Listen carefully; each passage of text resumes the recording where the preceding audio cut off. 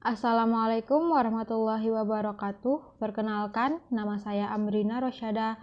Saya dari Universitas Maritim Raja Ali Haji Tanjung Pinang, jurusan Manajemen Sumber Daya Perairan. Baiklah, di video kali ini saya akan membahas mengenai sistem saraf pada ikan. Vertebrata menanggapi rangsangan lingkungan melalui organ-organ indera, lalu disampaikan ke otak atau sumsum tulang belakang, setelah itu baru ke otot atau kelenjar. Ikan memiliki variasi habitat dan perbedaan anatomi yang lebih besar dari kelompok vertebrata lainnya. Hal inilah yang menyebabkan sering menimbulkan informasi simpang siur mengenai ikan yang meliputi informasi tentang sistem saraf dan endokrinnya. Sel-sel saraf ikan mulai berkembang sejak permulaan embrio dan berasal dari lapisan germinal terluar atau ektoderm. Unit terkecil dari sistem saraf disebut neuron atau sel saraf. Setiap neuron terdiri atas inti dan jaringan atau perpanjangan sel. Perpanjangan sel terdiri atas dendrit yang berfungsi sebagai penerima impuls dan akson yang berfungsi sebagai penerus impuls.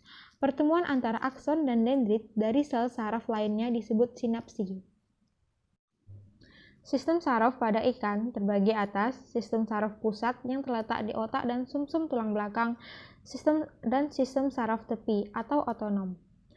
Otak ikan terdiri atas 5 bagian, yaitu yang pertama telencephalon yang memproses informasi bau, yang kedua diencephalon yang memproses informasi suhu dan merespon ke hormon, yang ketiga mesencephalon memproses informasi cahaya dan perubahan posisi tubuh, yang keempat metencephalon memproses informasi perubahan posisi tubuh, yang kelima mielencephalon yang memproses ke pergerakan.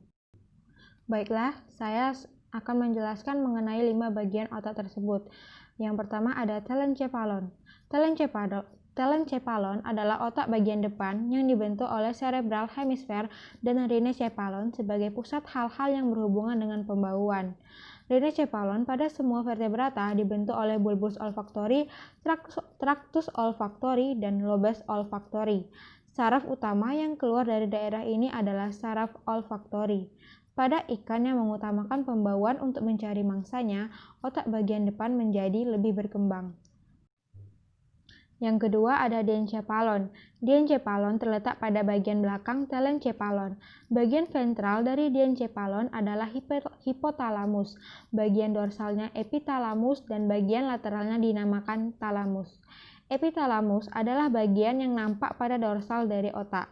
Struktur yang paling nyata ialah 2 tonjolan dorsal yang tunggal, yaitu epifise atau organ pineal di sebelah belakang dan parafise atau organ parapineal di sebelah depannya.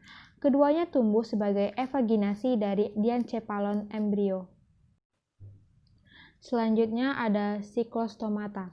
Siklostomata adalah dinding otak yang terdapat di atas badan pineal menjadi transparan dan kulit kepala yang ada di atasnya tidak mempunyai pigmen. Dengan demikian, cahaya yang sampai di kepala ikan ini akan mengenai badan pineal. Beberapa ikan hiu pun ada yang tidak berpigmen pada daerah kepala tersebut, tetapi badan pinealnya kurang berkembang bila dibandingkan dengan siklostomata. Ikan-ikan yang mempunyai kulit kepala transparan umumnya hidup di daerah yang agak dalam dan termasuk yang suka bergerak vertikal. Ikan yang bersifat fototaksis positif di kepalanya terdapat daerah yang tidak berpigmen dan atap kranial yang transparan di atas diencephalon, dan sebaliknya, ikan yang bersifat fototaksis negatif pada kepalanya terdapat jaringan yang menghalangi cahaya. Selanjutnya mesencephalon. Mesencephalon atau otak bagian tengah pada semua vertebrata memiliki atap berupa sepasang lobus optikus yang bertindak sebagai pusat refleks penglihatan menerima serbut aferen dari retina. Pada mesencephalon terdapat bagian yang menonjol yang disebut cerebellum, memiliki fungsi utama yaitu mengatur keseimbangan tubuh dalam air, mengatur tegangan otot, dan daya orientasi terhadap ruang. Pada ikan bertulang sejati, cerebellum terbagi atas 2 bagian besar, yaitu valvula cerebelli dan corpus cerebelli yang besarnya tergantung spesiesnya. Beberapa jenis ikan yang memiliki cerebellum relatif besar, utamanya ikan yang menghasilkan listrik, contohnya Morimiridae, dan ikan perenang cepat, contohnya makarel dan tuna. Yang terakhir, mielencephalon. Mielencephalon adalah bagian otak paling belakang, dengan medula oblongata sebagai komponen utamanya. Komponen ini merupakan pusat untuk menyalurkan rangsangan keluar melalui syaraf kranial. Selanjutnya, saraf yang terletak pada sumsum tulang belakang. Sumsum tulang belakang bersama dengan otak membentuk sistem saraf pusat yang disingkat dengan SSP, yang menyerupai tali berwarna krem yang tebal dan terdiri dari saraf yang menyampaikan pesan antara otak ke seluruh tubuh. Sumsum tulang belakang membentang dari medula oblongata yang terletak pada bagian bawah otak ke punggung bawah dan ditempatkan di sebuah terowongan yang dibuat oleh tulang vertebrata tulang belakang. Impuls sensori dari reseptor dihantar masuk ke sumsum tulang belakang melalui tanduk dorsal dan impuls motor keluar dari sumsum tulang belakang melalui tanduk ventral menuju efektor. Pada tanduk dorsal terdapat badan sel saraf penghubung atau asosiasi konektor yang akan menerima impuls dari sel saraf sensori dan akan mengantarkannya ke saraf motor. Selanjutnya, sistem saraf tepi atau otonom.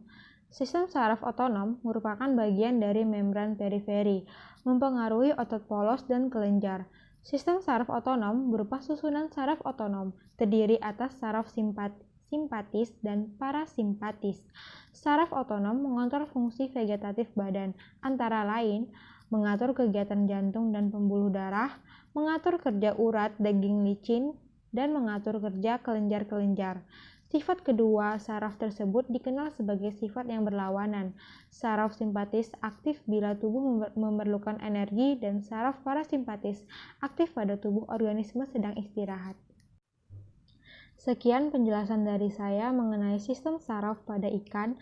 Semoga bermanfaat dan jangan lupa di-like videonya.